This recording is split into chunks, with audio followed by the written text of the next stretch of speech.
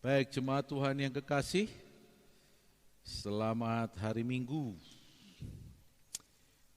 Kita akan membaca firman Tuhan yang tertulis di dalam Markus pasal 2 ayat 23 sampai dengan 28. Saya akan bacakan untuk saudara-saudaraku yang kekasih, baik di sini maupun di rumah. Demikian firman Tuhan, murid-murid memetik gandum pada hari Sabat. Pada suatu kali pada hari Sabat, Yesus berjalan di ladang gandum dan sementara berjalan murid-muridnya memetik bulir anggur. Maka kata orang-orang Farisi kepadanya, "Lihat, mengapa mereka berbuat sesuatu yang tidak diperbolehkan pada hari Sabat?" Jawabnya kepada mereka, "Belum pernahkah kamu membaca apa yang dilakukan Daud ketika ia dan mereka yang mengikutinya kekurangan dan kelaparan? Bagaimana ia masuk ke dalam rumah Allah waktu Abiatar menjadi imam besar, lalu makan roti sajian itu yang tidak boleh dimakan kecuali oleh imam-imam, dan memberikannya juga kepada pengikut-pengikutnya." Lalu kata Yesus kepada mereka, "Hari Sabat diadakan untuk manusia dan bukan manusia untuk hari Sabat. Jadi Anak Manusia adalah juga Tuhan atas hari Sabat." Saudara-saudaraku yang kekasih, saat ini keberadaan Tuhan, bukan saat ini, sebelumnya keberadaan Tuhan di muka bumi ini sudah mulai tergeser. Tergeser dengan sistem yang ada, yang dibangun oleh manusia, hikmat kebijaksanaannya, dengan teknologi. Tuhan rasanya nggak ada tempat, saudaraku. Bahkan hati orang lebih condong kepada teknologi sekarang daripada datang pada Tuhan. Dan teknologi sekarang lawannya apa? Menyajikan kenikmatan, kenyamanan. Sementara Tuhan mau menarik dan mengambil kembali manusia pada tujuannya, yaitu damai sejahtera dalam kekekalan. Itu kalah jualannya, saudara. Kalah dengan apa yang berkembang di dunia ini sampai tergeser. Sistem dibuat dan macam-macam, membuat Tuhan seakan-akan nggak punya tempat. Tempat Tuhan hanya orang yang tertindas hatinya, ya, yang sakit, ya tempatnya Tuhan gitu. Tapi kalau lagi berbahagia, lagi pesta, nggak ada tempatnya dia. Ya.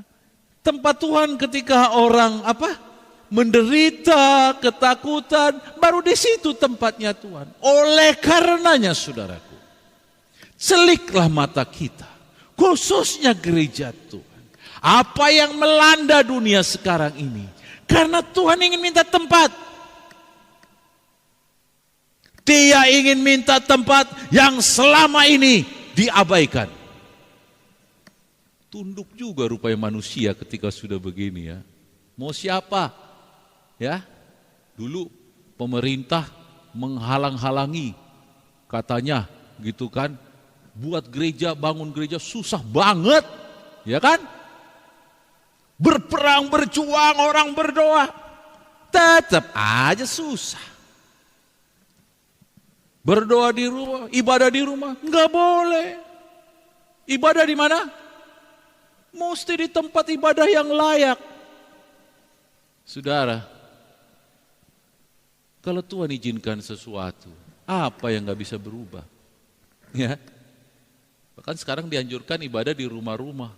Ya, rumah kayak apa, ibadah aja gitu kan. Ya kan? Bukan dilarang, disuruh, ya kan? Disuruh. Dianjurkan. Dan gereja iya. Tapi semua fenomena apa ini? Untuk menunjukkan Tuhan tidak punya tempat, saudaraku. Dan dia sekarang bertindak untuk meminta di dalam hati manusia, beri tempat bagiku dalam ketakutan, dalam semua dibuat, saudara, sekarang. Ya, mana ada yang nggak bilang berdoalah, mohonkanlah, mohon kemurahan begini. Lah selama ini kemana?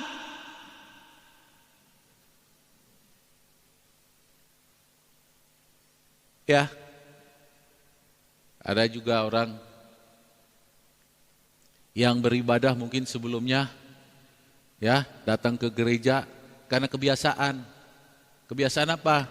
Karena sudah tradisi. Kalau enggak enak aku rasanya. Dari dulu, dari kecil, dari sekolah minggu aku kan tak enak. Sekarang kalau enggak ini rasa bersalah aku. Bukan mau melihat bertemu Tuhan di dalamnya, tapi untuk menutupi rasa bersalah. Kalau enggak minggu enggak ibadah, enggak ke gereja, aduh gimana rasanya gitu. Ya. Dan sekarang Tuhan memurnikan di rumah aja sekalian. Mulai agak protes, masa di rumah-rumah terus, masa begini? Lah, tapi segala sesuatu dimurnikan, saudara. Supaya orang yang punya, ya, yang punya hati, makin berkembang yang gak punya hati, mulai sekarang mencari Tuhan. Jadi ada baiknya, saudaraku, bersyukur, ya, ada baiknya. Kenapa itu terjadi? Ya karena ulah manusia juga. Nah, sekarang kita baca. Karena dari dulu, saudaraku, Yesus di muka bumi ini berusaha dijepit dengan pertanyaan, berusaha dipojokkan dengan pertanyaan, mau pertanyaan rohani agaknya atau enggak. Dan ini buktinya, saudaraku. Yesus disudutkan sama ahli Farisi, orang-orang Farisi. Kita pancing, kita jerat, kita tes dulu Tuhan yang namanya Yesus ini. Dengan apa? Bukan dikatakan, kalau aku membunuh penjahat, gimana Tuhan? Enggak usah, kalau kayak gitu kira-kira tahu. Sekarang gini, di sana pada masa itu berlaku hukum yang turun dari Allah melalui Musa, namanya hukum Taurat. Ini aja kita pakai. Di dalam hukum Taurat, banyak aturan, salah satunya adalah hari Sabat. Ditanya, dan di dalam itu dikatakan, kuduskanlah hari itu. Janganlah kau melakukan pekerjaanmu, ya, pekerjaan, kegiatanmu. Tapi digunakanlah hari itu sebagai Sabat, istirahat bagi Tuhan. Semua supaya pergi ke tempat ibadah. Saudaraku, padahal nulisnya cuma begitu, ya. Tapi terjemahannya sudah mulai lain. Nggak boleh ngapa-ngapain. Kalau saudara sampai sekarang nih orang Yahudi yang ortodoks itu, kalau hari Sabat buka pintu pun tak, pencet lift, dianggap kerja. Kalau hari Sabat, nanti kalau ada kesempatan saudara lihat sendiri, lewatkan hari Sabat, ada satu lift yang jalan terus tiap lantai buka, karena ada mereka itu tidak bisa pencet lift. Yo, macam sekarang. Gak pencet, corona nanti pencet. Sama. Dia kagak boleh. Kerja katanya waktu, gitu, kerja. Jadi gak bisa. Gak usah pura-pura, yang udah kesana udah tahu lah. Gak usah macam-macam. Kayak gitunya itu. Sehingga nanti tunggu aja. Kalau ke lantai 21, ya tiap lantai kebuka, tunggu aja sampai lantai 21 baru dia keluar lagi gini. Ya, gak boleh kunci pintu. Tinggal dorong pintunya kebuka. Maling, memang mereka nggak takut maling, karena nggak ada yang malingin kali kan, ya ditutup aja tuh gitu, ya kayak gitu nih, karena nggak boleh kerja katanya. Nah Yesus dihadapin begini, dia melayani sama anggota-anggotanya ya, kan lapar kan, ya kalau melayani lapar kan, akhirnya dipeciklah gandum di situ, ya toh, petik dia bilang, lihat anak buahmu, pertama, anak buahmu lihat nih. Masa makan di hari Sabat. Padahal anak buahnya sedang melayani bersama dengan dia, ya, bukan cari uang pada saat itu. Enggak, lagi melayani, ikut dia. Sampai begitu. Artinya begini, hari Sabat itu bagus. Tuhan bahkan bilang, tidak ada satu iota pun dalam hukum Taurat yang dibatalkan atau diabaikan. Tapi dia datang menyempurnakan, itu yang lupa. Dia datang menyempurnakan. Nah, saudara, terus kemudian berlakulah hukum begitu. Dan kemudian Yesus ya Yesus berusaha dipojokkan dengan sistem yang dibangun untuk hukum Taurat. Kamu Yesus, kamu sudah melanggar hukum Taurat. Tuhan Yesus bilang, hukum Taurat diadakan untuk manusia. Bukan manusia ada untuk hukum Taurat. Tambah bingung kan? Saya buat gantung dulu segitu. Terus selanjutnya ayat 28 dia bilang apa? Aku adalah Tuhan atas hari Sabat. Artinya gini, aku lebih besar dari hari Sabat. Aku penguasa di atas hari Sabat. Tuhan kan artinya maha kuasa kan? Akulah yang maha kuasa di atas hari Sabat. Tapi orang berusaha menjerat si pemilik alam, semesta dan sebagainya dengan hari Sabat pada saat itu. Kemudian coba kita baca juga di dalam Matius 12 supaya lebih jelas. Matius 12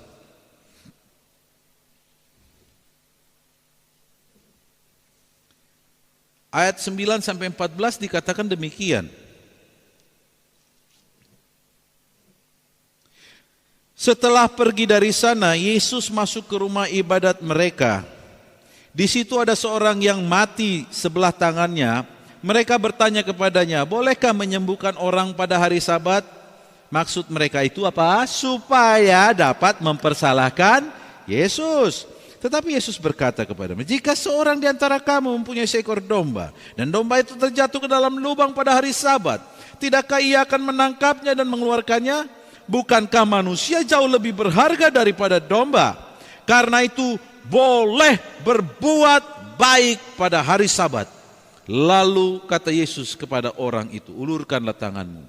Dan ia mengulurkannya, maka pulihlah tangan orang itu dan menjadi sehat seperti tangannya yang lain. Lalu keluarlah orang-orang Farisi itu dan bersekongkol untuk membunuh dia. Saudara, si penguasa alam semesta, Tuhan atas hari Sabat, baru saja memproklamirkan satu pernyataan statement yang merusak pengertian akan aturan hari Sabat. Yaitu apa? Boleh berbuat baik pada hari Sabat. Kalau baca sebelumnya, yang harus dipelihara kata Tuhan adalah belas kasihan. Ya. Jadi kalau belas kasihanmu terhalang pada hari Sabat, engkau harus memilih belas kasihan daripada hari Sabat ini. Saya kembali lagi. Apa maksudnya? Bahwa hari Sabat diadakan untuk manusia. Bukan manusia untuk hari Sabat. Itu ada maksudnya begini. Karena ini berlaku pada tujuan. Ini mau menjelaskan tujuan. Aku ini menciptakan manusia. Supaya manusia teratur, tertolong, dibuatlah hari Sabat. Bukan dibalik. Aku menciptakan hari Sabat dan aturannya. Supaya dipenuhi, kuciptakanlah manusia. Supaya ngisi hari Sabat. Oh bukan, jangan dibalik. Paham? Jadi begini. Hari Sabat itu aturan betul dari Tuhan. Diterjemahkan oleh manusia. Oleh pemerintah, oleh kepala, agama, pimpinan semuanya terjemahkan. Supaya manusia ada panduan jalannya. Karena manusia kuciptakan untuk tujuan aku. Dia bisa sampai pada tujuan aku. Maksudnya begitu kan? Bukan yang seperti terbalik. Aku dari sorga menciptakan, membuat hari Sabat. Karena itu kesukaanku adalah hari Sabat. Untuk supaya berlaku hari Sabat ini, kuciptakanlah manusia. Supaya manusia ngisi dengan segala kegiatannya mengikuti hari Sabat. Sehingga aku puas melihatnya. Hari Sabatku bagus sekali, hari Sabatku bagus sekali. Bukan itu. Bukan itu. Tapi orang Farisi berusaha menjerat Yesus dengan pengertian itu. Tapi Tuhan dari surga datang memberitahu, hei, aturan bagi manusia dibuat untuk menolong manusia. Sampai pada tujuan.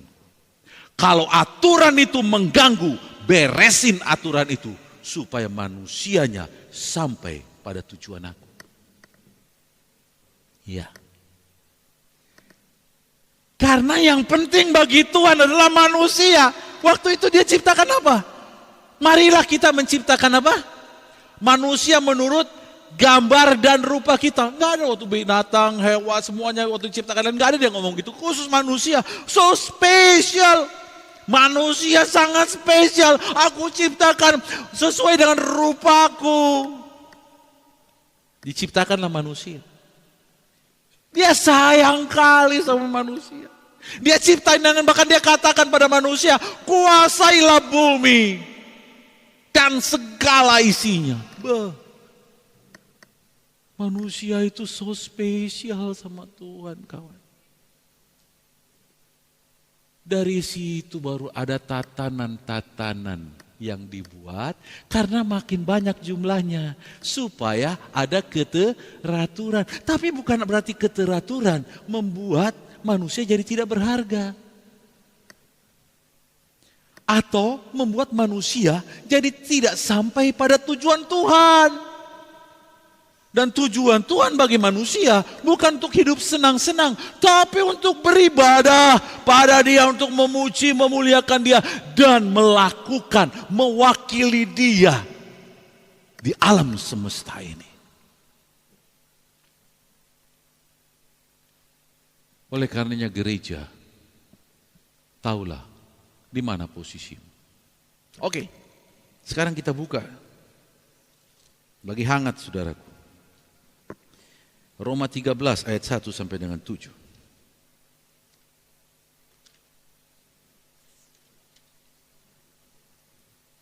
Dikatakan demikian. Kepatuhan kepada pemerintah. Tiap-tiap orang harus takluk kepada pemerintah yang di atasnya. Sebab tidak ada pemerintah yang tidak berasal dari Allah, dan pemerintah-pemerintah yang ada ditetapkan oleh Allah. Sebab itu barang siapa melawan pemerintah, ia melawan ketetapan Allah. Dan siapa yang melakukannya, ia akan mendatangkan hukuman atas dirinya. Sebab jika seorang berbuat baik, ia tidak usah takut kepada pemerintah. Hanya jika ia berbuat jahat. Maukah kamu hidup tanpa takut terhadap pemerintah? Mau? Caranya, perbuatlah apa yang baik dan kamu akan beroleh pujian daripadanya. Karena pemerintah adalah hamba Allah untuk kebaikanmu. Tetapi jika engkau berbuat jahat, takutlah akan dia, karena tidak percuma pemerintah menyandangkan pedang. Pemerintah adalah hamba Allah untuk membalaskan murka Allah atas mereka yang berbuat jahat. Sebab itu perlu kita menaklukkan diri bukan saja oleh karena kemurkaan Allah, tetapi juga oleh karena suara hati kita. Itulah juga sebabnya maka kamu membayar pajak. Karena mereka yang mengurus hal itu adalah pelayan-pelayan Allah. Bayarlah kepada semua orang apa yang harus kamu bayar. Pajak kepada orang yang berhak menerima pajak, cukai kepada orang yang berhak menerima cukai, rasa takut kepada orang yang berhak menerima rasa takut, dan hormat kepada orang yang berhak menerima rasa hormat. Sekarang yang menjadi bingung posisinya gini. Pemerintah ini wakil Tuhan atau hamba Tuhan? Hambanya Tuhan, bukan hamba Tuhan. Hambanya Tuhan, bukan hamba Tuhan ya. Karena hambanya Tuhan. Jadi lain sama HT. Ya, misalkan HT Pak siapa? Pak Ucok gitu kan. HT, bukan. Ini hambanya Tuhan. Ada perbedaan antara wakil Tuhan dengan hambanya Tuhan. Wakil Tuhan adalah yang merepresent Dia. Kepada wakil ini Tuhan berikan otoritasnya. Tuhan berikan kedaulatan otoritasnya. Dia berikan bukan perintah saja, tetapi mandat, otoritas dia. Tapi kepada pesuruh dan hambanya, dia kasih tugas. Dia kasih tugas. Dan saudara, Tuhan tidak pernah menetapkan pemerintah sebagai wakil Tuhan. Di sini jelas-jelas dikatakan pemerintah adalah hambanya Tuhan. Untuk melakukan ketetapan Tuhan. Dan wakil Tuhan adalah gerejanya. Tapi gerejanya lupa. Gerejanya lupa. Tidur. Atau enggak tahu posisinya. Ya. Kalau dengan hukum sabda tadi, sabat tadi, posisinya seperti gini. Pemerintah ada untuk manusia, bukan manusia ada untuk pemerintah. Kalau dibalik, inilah yang terjadi. Kalau manusia ada untuk pemerintah, itulah banyak orang yang memanfaatkan manusia supaya dapat suara dan begini, supaya dia begini, memanfaatkan manusia untuk dia. Bisa duduk di mana, bisa di gini. Itu yang kedua, yang disangkal oleh Tuhan. Tapi kalau manusia ada untuk pemerintah ada untuk manusia, artinya Tuhan memberi mandat pada pemerintah untuk mengatur manusia supaya manusia bisa hidup tertib, jangan buat jahat, supaya bisa hidup untuk tujuan aku.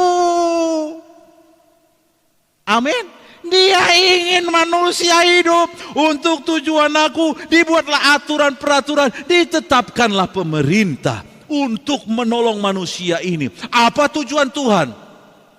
Supaya manusia beribadah padanya. Supaya manusia melakukan kehendaknya. Supaya manusia takut akan dia, mencintai dia. Makanya kalau kamu buat jahat, nggak usah Tuhan turun dari atas pakai pedang menginikan saudara. Tapi dia sudah punya mandat, ya, supaya dihukum. Makanya kalau Pak Polisi datang kau buat jahat, takutlah kau. Ya, ada yang takut sama polisi? Ada yang takut? Sekarang takutnya berlebihan. Kau buat baik pun takut. Kacau nggak? Berarti kau gak ngerti. Takutlah sama polisi ketika engkau berbuat jahat. Amin. Tapi ketika engkau berbuat baik, nasihatin polisi. Nasihatin. Karena mereka juga manusia yang harus mengenal Tuhan.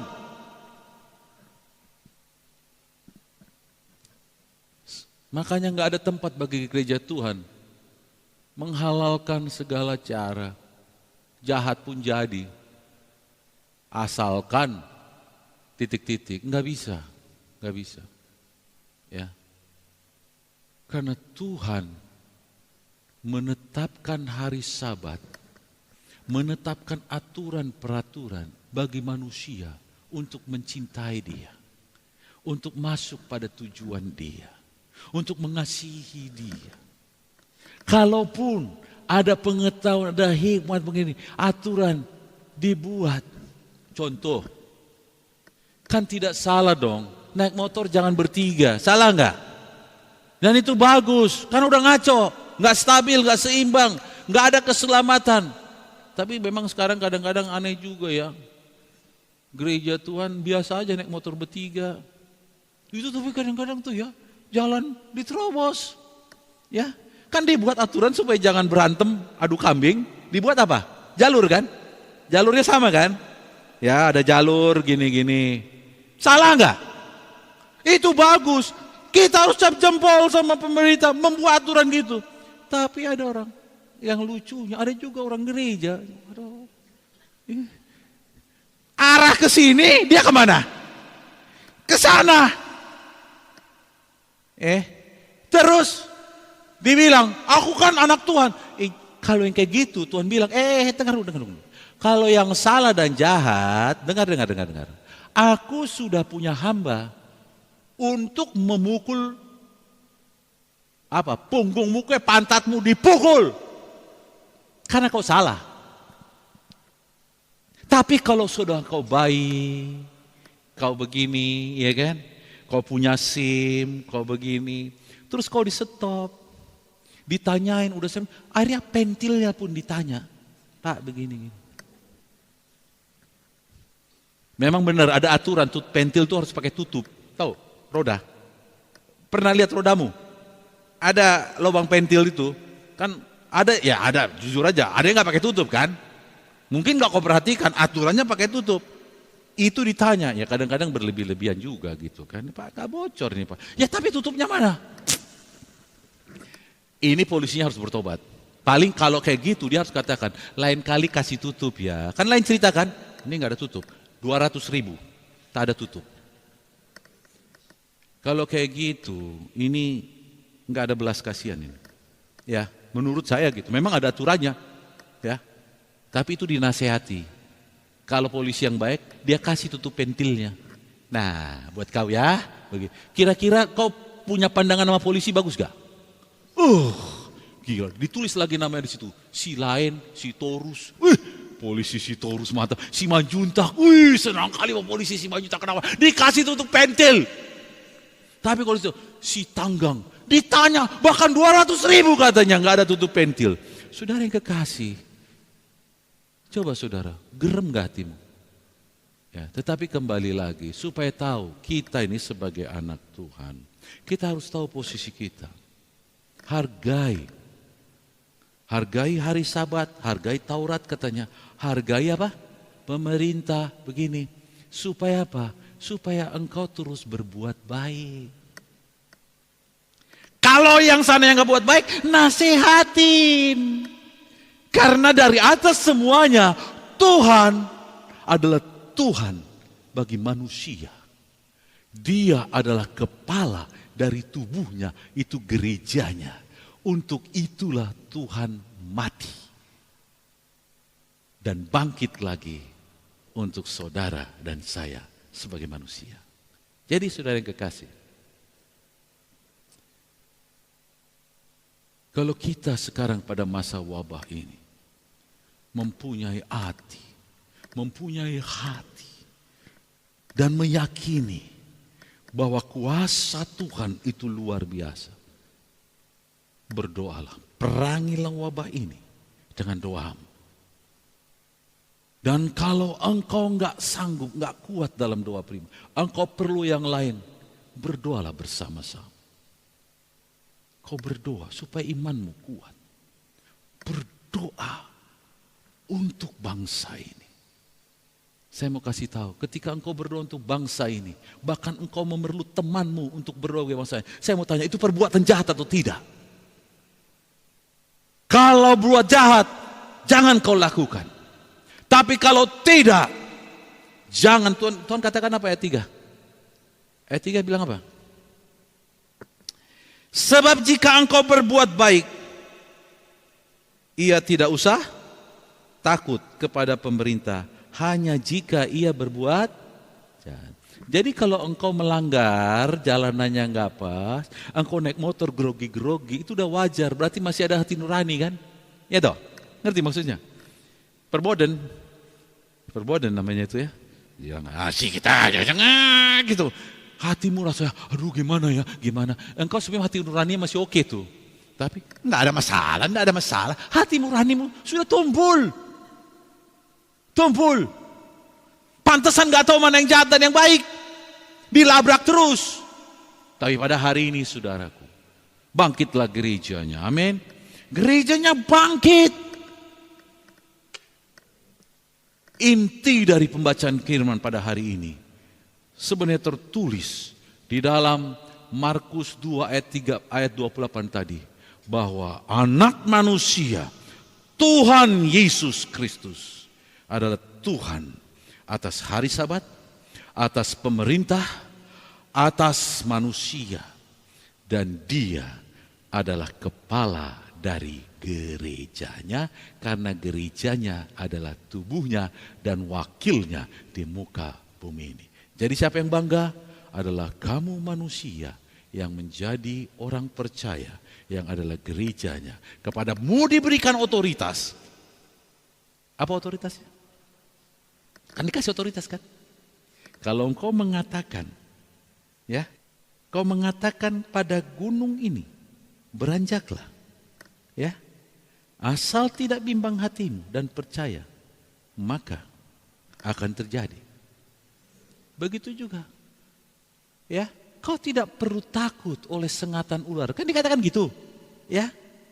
Bahkan bukan cuma begitu aja, penyakit, kau punya otoritas untuk katakan, penyakit kau pergi asal kau percaya. Bayangin, otoritas sudah dikasih Tuhan.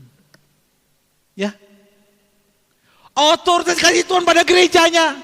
Memang ada syaratnya, asal kamu percaya.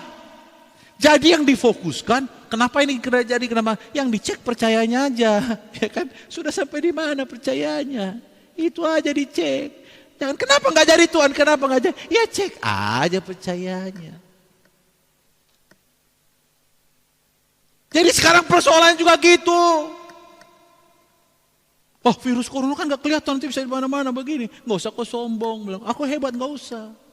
Tapi jangan takut. Ya nanti kamu enggak. Tergantung percayamu aja. Maaf ya, saya harus katakan gitu. Tergantung percayamu. Kalau engkau nggak percaya, jangan. Proteksi dirimu. Kuat-kuat rapat di rumah saja. Tapi ketika engkau percaya, Tuhan suruh suatu, lakukan. Maaf, saya harus katakan demikian. Lakukan. Karena Tuhan adalah kepala kita. Tuhan atas segala sesuatu.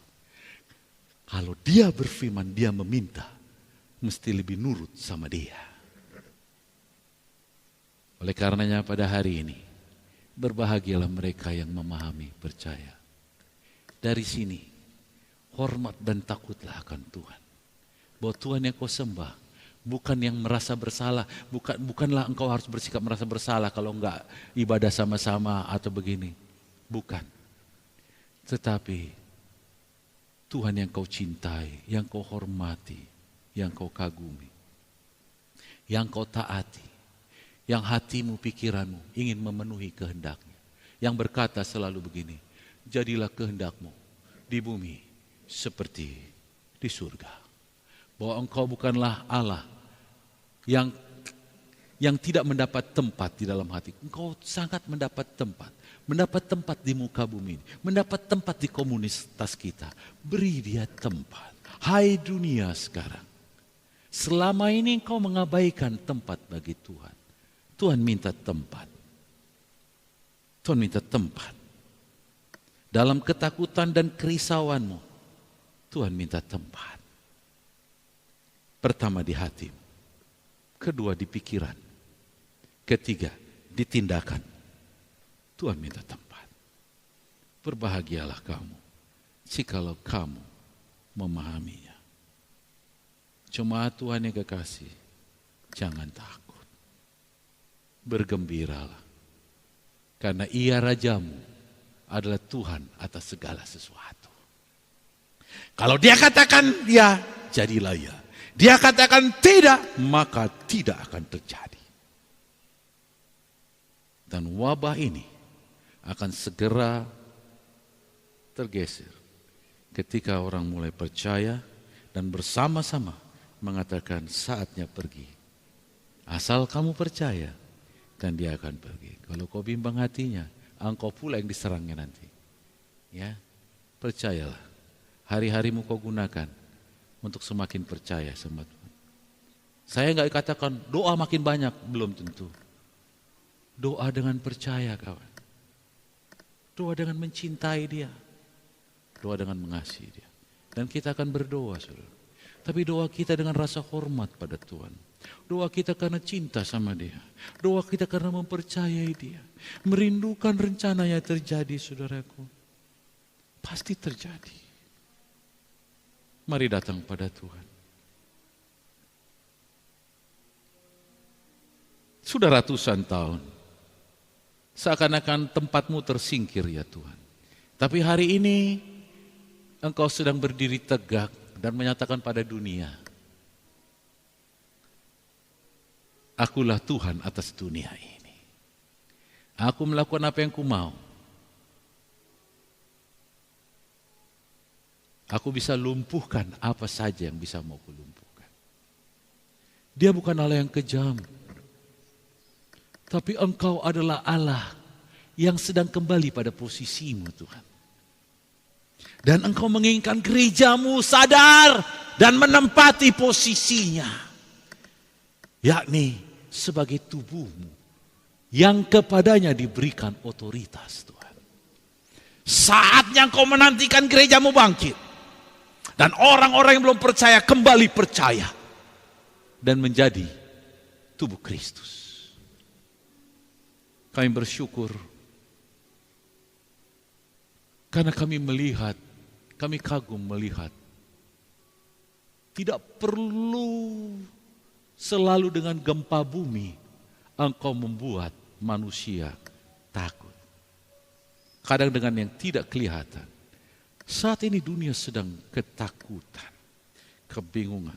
Tidak ada yang bisa sombong. Bukan karena Engkau jahat Tuhan, kami percaya. Tapi Engkau minta tempat, ini duniaku yang ciptakan katamu Tuhan. Dan sekarang Engkau mau menunjukkan kedaulatan-Mu. Kami gerejamu tunduk padamu. Terimalah ibadah kami sebagai korban syukur. Ibadah kami dengan rasa yang hati yang takut.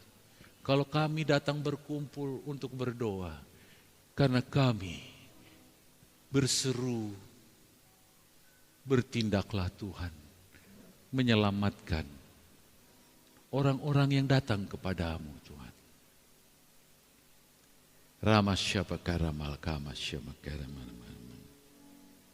Terima kasih Tuhan.